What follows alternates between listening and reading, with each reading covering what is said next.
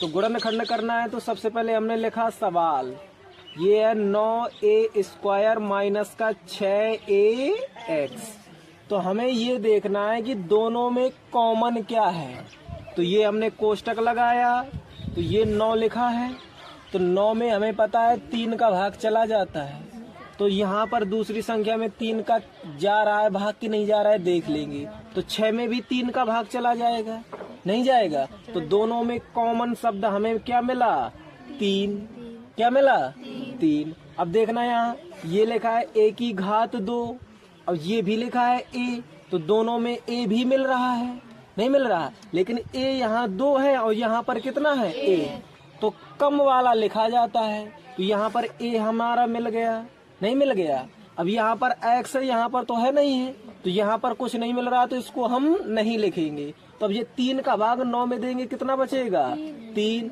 अब a की घात 2 में 1 a निकाल ले गए, तो यहाँ पर कितना बचा?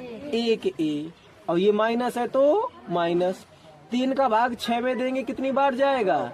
2 बार। अब यहाँ पर 1 a था तो 1 का a पूरा निकाल ले गए हम, तो यहाँ पर क्या बचा? x। तो बस इतना हमारा क्या हो गया? आंसर। अगर हमें ऐसे नहीं करना तो देखो ऐसे कर लेंगे दूसरी विधि।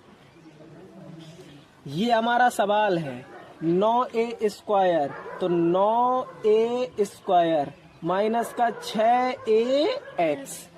तो इसके दोनों पदों को अलग अलग लिख लेना है। ये 9 लिखा है तो 9a² लिखा है तो a²। इसको हम तोड़ के कैसे लिख सकते हैं? 3 गुणे का 3 गुणे का a गुणे का a। लिख सकते कि नहीं लिख सकते? लिख सकते हैं। ऐसे ही 6 को 6ax, इसको लिख सकते हैं 2 गुणे का 3 गुणे का a गुणे का x।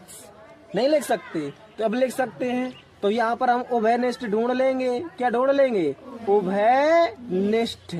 उभयनिष्ठ। तो उभयनिष्ठ पद क्या होगा? तो ढूंढो इस पे। तो देखो यहाँ 3 लिखा है, यहाँ पर कहीं 3 लिखा है, ये लिखा है, तो ये 3 भी हमारा उभयनिष्ठ हो गया।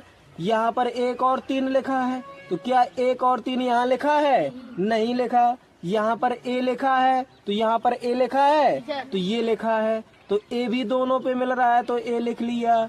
ये एक a और है, तो यहाँ पर है क्या? नहीं है। नीचे वाले में x है तो ऊपर वाले में